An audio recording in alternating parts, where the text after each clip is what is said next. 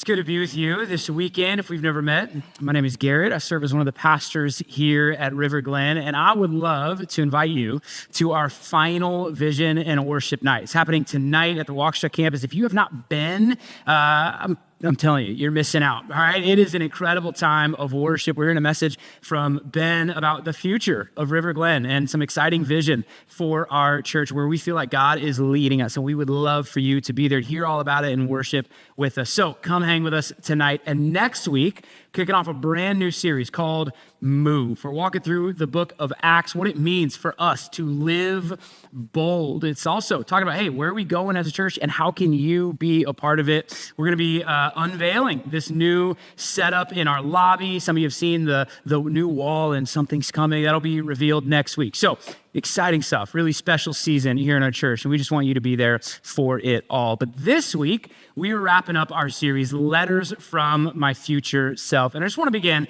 by saying, how many siblings am I talking to this week? Anybody have siblings, specifically brothers? Anybody got brother or brothers? I grew up with two brothers. I'm the second of four kids, sandwiched between my two brothers. And man, like we just went at it. Like we found any way possible to fight growing up. My dad had this Chevy pickup that the back seats faced each other. You remember this? And we would just like kick at each other from across the back seat. We'd get in trouble for that all the time. We also had bunk beds, but it was like the plywood in between. And so if you were on the bottom and you kicked hard enough, you could launch your brother in the air. And so we'd get in trouble for that. And my mom this week, she was also telling me that my older brother and I, when we shared a room, he would cry because he had to help clean the room, but it was all my mess. Everything was mine, and we would fight, and he would go cry, it's not my fault, why do I have to help him? And now my wife deals with that with me,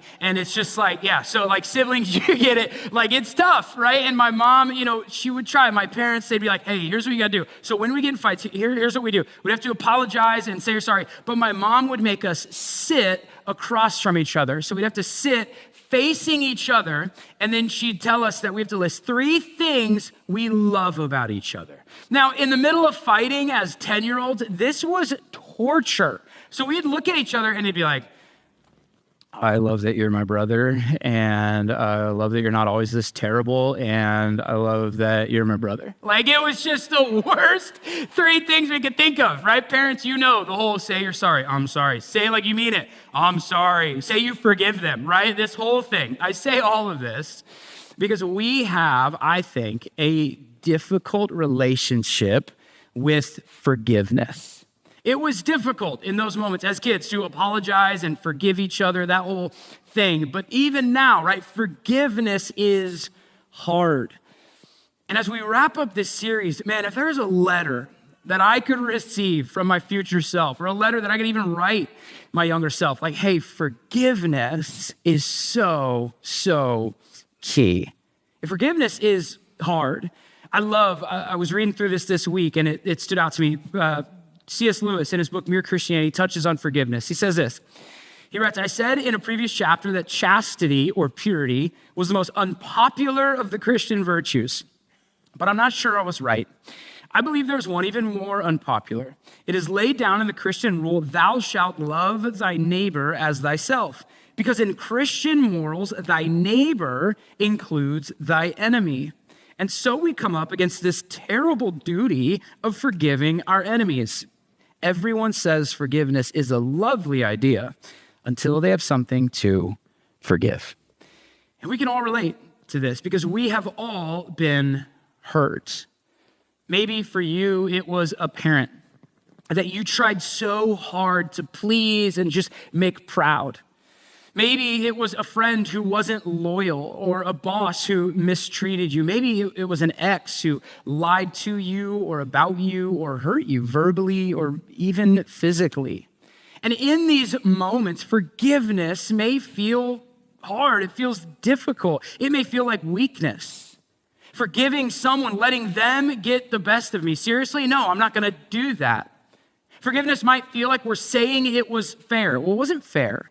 This is an injustice. How could I forgive? It might feel like we're accepting or approving what this person or what has happened to us, right? That it's okay. Forgiveness is hard because it just hurts. It's difficult. I think that when we're hurt, I would suggest maybe we have three choices that we can make, three options.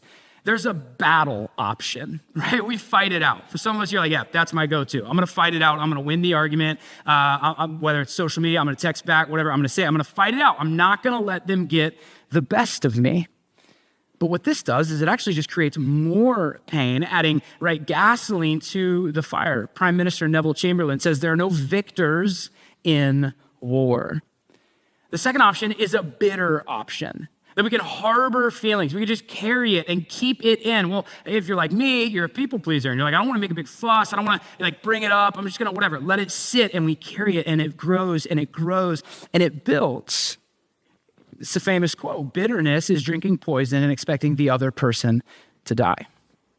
Resentment, retaliation, those are the easy choices. Those are, for some of us, the natural choice. To choose to fight, to choose to hold it in and just grow bitter and angry. And while they're easier, I believe there is a longer, harder, more difficult, but the third option, better choice. There's a better option, the option of forgiveness, to find healing, to seek reconciliation, if at all possible. And here's the thing, I know you've been hurt. I know you've been through some things. And while this is the longer and harder, more difficult process, it is the more rewarding one when our soul is at stake. And this is in no way to approve of what has happened.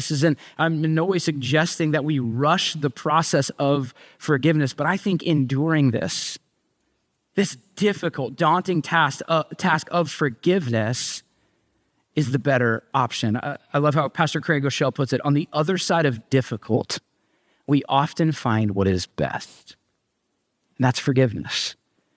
And so for the main chunk of our time today, I want to go to the best source we can, and that's Jesus. What does Jesus have to say about forgiveness? There's a conversation that happens in Matthew 18 between Jesus and his disciples, and the topic shifts on forgiveness. We're going to jump right in. Matthew 18 in verse 21 says this. Then Peter came to him and asked, Lord, how often should I forgive someone who sins against me? 7 times? Not 7 times, Jesus replied, but 70 times 7. I love this question from Peter, right? Because in Jewish tradition, 3 times would have been an acceptable, appropriate amount to forgive someone. 3 times. You forgive him 3 times. After that, you can move on, do whatever. And so Peter, right, he's like that one kid in class. He's like, hey, Jesus, 7? And all the disciples are like, wow, impressive. Look at this guy, unreal, 7. Whoa, Peter. And then Jesus is like, yeah, watch this. How about 70 times 7? How about 490, dude? Now, I don't think that Jesus was literally thinking I forgive you, I forgive you, I forgive you, I forgive you, I forgive you, I forgive you, 400, counting it out, right? Some of you remember class, you did it right, I will not talk in class, right? Speaking from experience, but that's not what he's getting at. I don't think he's saying, hey, on 491st offense, dude, fight him. Do it. It doesn't matter. That's not what Jesus is saying. You see, the number 7 in the Bible is this number of completion. It's perfect. It's full. And so what Jesus is suggesting, he's saying, how about 70 times 7? How about just complete forgiveness? Jesus is suggesting that we would be extreme with forgiveness. He's not actually putting a number on it. What he's saying is we should just be forgiving people. That's who she would be. That's who we should be. It's just a constant. Just keep forgiving. Just keep forgiving. This complete forgiveness. And then he tells a story to bring home his point. He does what he does best. He tells a story. The stories are powerful, right? Because we all find ourselves in stories, whether it's a movie you watch, a show, a book you're reading. You're like, oh my gosh, I can totally relate. Or, oh, that's my friend, right? We all see ourselves in stories, right? You watch a show and you're like, oh my gosh, you do exactly what Monica does. Or you're totally the Chandler Bing of the group, right? We find ourselves, we find our friends, we relate to story. I love this quote from Kara K. Root. She says, Jesus doesn't tell parables or stories to slightly alter our behavior or congratulate us. He tells parables with absurd extremes to reveal how we're living trapped in the way of fear instead of the way of God. So Jesus tells a story. Chapter 18, verse 23. You ready? Here's the story. Therefore, the kingdom of heaven can be compared to a king who decided to bring his accounts up to date with servants who had borrowed money from him. In the process, one of his debtors was brought in who owed him millions of dollars. He couldn't pay, so his master ordered that he be sold along with his wife, his children, and everything he owned to pay the debt. But the man fell down before his master and begged him, "Please be patient with me, and I will pay it all." Then his master was filled with pity for him and released him and forgave his debt. I want us to understand the gravity of this debt, the insane amount that is being forgiven. The ESV translation says that this man was indebted 10,000 talents. 10,000 talents. It was a way of measuring certain amounts of money. Now, one talent was equal to around 6,000 denarii. You're like, what is a denarii, right? Denarii is a day's wages. So a day of work. So this man owed 10,000 talents, which would have been equivalent to 60 million denarii. 60 million days of work, which comes out to 164,000 lifetimes to pay off. Now, I'm going to be honest, get in front of it. I could be way off on my math here. Just being honest. Here's the point. This was an insane amount of money. This was an unpayable amount of money. Something he could not afford. Yet he still, what does he ask for? Patience. Now, I don't know if this man planned to live 164,000 lifetimes. I don't know if he had parlays he was waiting to hit. I don't know if he had pull tabs from the bar. I don't know this man's plan. But patience wasn't going to do it. It wasn't time that he needed. It was something radical, something insane, something simple yet powerful, like forgiveness. And that is what he gets. See, the king, it says, felt pity. This word is a deep compassion. It literally means to feel something in your bowels. It's weird. In your gut, this king is like, I'm going to show love to you. I'm compelled to just love you and show compassion and forgive you. He needed something that patience wasn't going to do it. This man needed a clean slate. There's nothing like getting a clean slate. There's nothing like being let off the hook. A few years ago, I was driving around North Prairie, and I may have been going a little bit faster than the speed limit. Now, I didn't know that North Prairie Dousman even had speed limits, but I was going faster than what it was. And I was also driving a car that was new to me, and the license plate had yet to switch. And so it looked like I was driving a car that didn't belong to me and speeding through a town I didn't actually live in. And of course, I get pulled over. The officer comes up, we start chatting. I'm explaining it's a new car, but I don't live around here. I didn't see signs, all that stuff. He takes my information, heads back to his squad car. I'm waiting patiently. And he finally comes back. He hands me my information. He says, "Hey, I'm going to let you off with a warning. Slow down. And I enjoyed your message last week at church." I didn't know whether to be so stoked that I just got let off a ticket or so embarrassed that this man just pulled over his daughter's youth pastor. It was so embarrassing. But it was freeing. I was let off the hook. There's nothing like getting a clean slate. Friends, here's the bad news of the story. You and me are the indebted man. We have wronged Jesus. Our sin has separated us from God. And the Bible says that the wages, what is it worth? What's the debt? The wages of sin is death. There is a debt that is owed because of our sin, our wrongdoing towards Jesus, a debt that man owed but only God could afford. And so in his kindness, in his mercy, in his grace, he sends Jesus to give us a clean slate. See, here's the thing. Forgiveness doesn't mean that no one pays for it. It means someone else pays for it. The king, out of his pocket, has to pay 164,000 lifetimes worth of money to let this man go free. And the same is true about Jesus for you and for me. I love how Romans 5 puts it. Therefore, as one trespass led to condemnation for all men, so one act of righteousness, that's Jesus' death on the cross, leads to justification and life for all men. For as by the one man's disobedience, the many, you and me, were made sinners. But by the one man, Jesus' obedience, the many will be made righteous. Now the law came in to increase the trespass, but where sin increased, grace abounded all the more. Friends, grace has abounded. The bad news of the story, you're the indebted man. The good news, we got a really good king. And he pays the debt. He sends his son Jesus to the cross to pay the debt that we owed.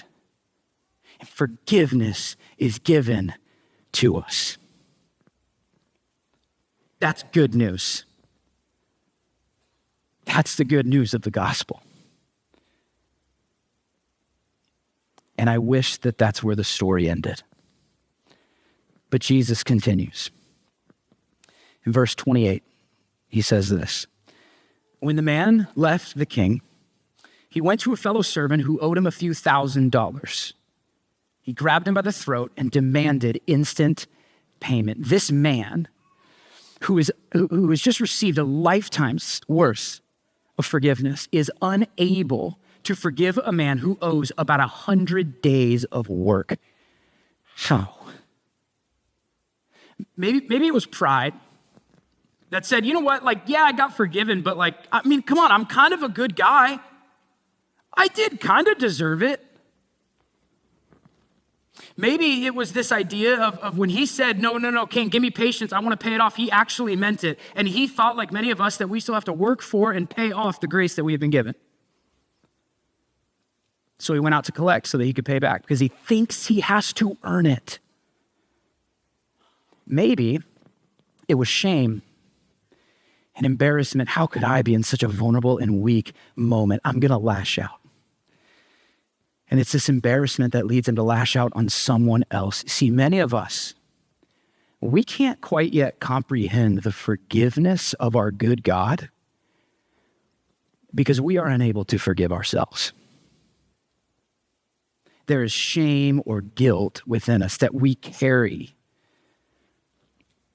I love what Rabbi Harold Kushner says. He says, forgiveness is a favor that we do to ourselves. Instead of carrying shame and guilt, what happens is we allow what has happened to us to define us. The brokenness, the hurt, the pain. You see, forgiveness is the powerful choice that we make. Forgiveness is the powerful choice that we make that declares our past does not define us. That's what forgiveness is. This comes from a place of knowing who you are and knowing whose you are. See, when you know your identity in Jesus, it actually sends you into the rest of your life, and you are now able to receive forgiveness, to potentially forgive yourself, and maybe, even just maybe, forgive others. I love what biblical scholar Craig Koster says. He says, forgiveness opens up a future that the past has closed off. See, for many of us struggling to forgive ourselves, we need to cling to our identity. We need to cling to the truth, that the pain and the hurt, the things we have done or the things people have done to us is a part of our story. It is not our story. It is a truth about it. It is not the truth about us. And then we can begin to let it flow through us. Jesus continues in verse 29. His fellow servant fell down before him and begged him for a little more time. Be patient with me and I'll pay it, he pleaded. But his creditor wouldn't wait. He had the man arrested and put in prison until the debt could be paid in full. When some of the other servants saw this, they were very upset, and they went to the king and told him everything that had happened. This guy, unable to pass on the gift of forgiveness. had me thinking a few weeks ago about taking our toddler shopping for another kid's birthday party. You ever done this? You ever taken a kid shopping for another kid's gift? That's terrible. That's not fun, right? Like, hey, sorry, you're into the same things. We're going to put that in our cart, and it's not for you. It's going to sit at home for a couple days, and then we're going to leave. You're never going to see it. This isn't for you. You don't get it, right? Good luck doing that. That's brutal. That's no fun at all. They don't comprehend. No. This gift, that's for me, maybe, right? There's a day that they get their gift. In this specific instance, the gift must be passed on. Here's the thing. Forgiveness is a gift that must be passed on. Forgiveness is not mine to keep and hoard. It's not mine. I was given this gift. I came across this organization this week called the Forgiveness Project. It's a website and an organization dedicated to helping people heal and find forgiveness and share their stories. And as you sift through the website, you just click pictures of people and read story after story of how they found and chose forgiveness. I read about a woman named Rushi who was living in India and eventually moved to another country with her husband. And she was in an abusive relationship and feared for her life. And eventually she was able to flee the country, moving back to her family back home. Later got a divorce from this man, but eventually found healing and was able to forgive the man who hurt her so deeply. I read about a woman named Joan whose son was killed in a bar fight by another young man. And over time, Joan started asking questions about what was happening with this other young man who accidentally took her son's life. And then she found out things weren't going well, so she began helping him while he is in prison, to the point of going and visiting him while he's in prison, to the point of now seeing just a young, broken man who's an image bearer of Jesus, just like her son, and she finds a way to love and forgive this man. I read about Hashim, who grew up in a difficult neighborhood with a tough group of friends and was in and out of school and getting into trouble. And he eventually found himself paralyzed from the waist down from a gunshot wound from his friends. And now, instead of retaliating or fighting back, now Hashim goes around teaching other young kids about drugs, violence, gun control, and especially forgiveness. I think of my own story and finding moments where, man, it would be a lot nicer if I could battle this out. It'd be a lot. I think I chose to let bitterness grow, right? These moments where I just got it wrong, but ultimately, it's realizing that forgiveness is not mine to keep. That if God has been so good to me, who am I to withhold that from a brother or sister? Who am I to keep that from someone else? This is echoed in the Lord's Prayer, right? Forgive us our debts as we also forgive our debtors. See, the expectation is that if you want it, you have to be willing to give it. Forgiveness is received and it is also given. And the difficult challenge we find ourselves in is moving from forgiven to forgiving. Dr. Brian Loritz puts it this way. He says, the clearest witness of what we truly believe about the gospel is seen in how we treat people who have mistreated us. And it is this forgiveness, it is this love that brings freedom. It brings freedom. Look at how the man's story ends, verse 32. Then the king called in the man he had forgiven and said, "You evil servant, I forgave you that tremendous debt because you pleaded with me. Shouldn't you have mercy on your fellow servant, just as I had mercy on you?" Then the angry king sent the man to prison to be tortured until he had paid his entire debt. And Jesus ends with this: "That's what my heavenly Father will do to you if you refuse to forgive your brothers and sisters from your heart." That's a tough ending. An ending that I'd imagine some of the disciples sitting there would go, yeah, I'm out on this thing. I don't know if I can do it. And maybe that's where you're at today. And I get it. You're thinking, Garrett, you wouldn't understand what had happened to me. See, the picture Jesus paints of unforgiveness is being locked in a cell, suffering. That's the image that he paints of when we let bitterness and resentment and anger just grow. It's being locked in a cell. This is what it actually looks like in our soul to not choose to be people of forgiveness. Like the song we sang earlier, I couldn't see, I was the only hostage. And the point of the song and the point of Jesus' story is this: when you forgive someone, you set yourself free. There's freedom. The key to freedom and peace and joy, maybe, just maybe, is forgiveness. The word forgiveness literally means to let go. To let it go. That's hard. I get it. How do we begin? How do we begin the process of forgiving? In closing, I want to just suggest four things that we can do to better become people of forgiveness. The first one is this. The first one is to face it. You see, for many of us, we faced it long ago, but since then we've taken the hurt, we've slammed the door and locked it, and we've thrown away the key. And maybe, just maybe, the way to healing is actually facing it. And this could look like sending the text, making the call, journaling it out. This could look like finding help. Here we have all kinds of ministries that deal with grief and loss and addiction and divorce, all kinds of brokenness, but healing found in community.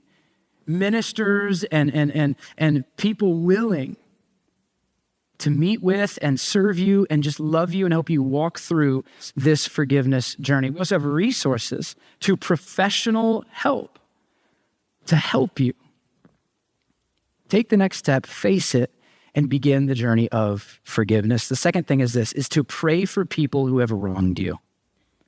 You see, prayer, it changes us. It transforms us. What would it look like to pray the wild prayer of God, allow me to see people the way that you see people, as your son, your daughter, as your children, as image bearers? What a shift that would be, to actually see people that way. It begins with prayer.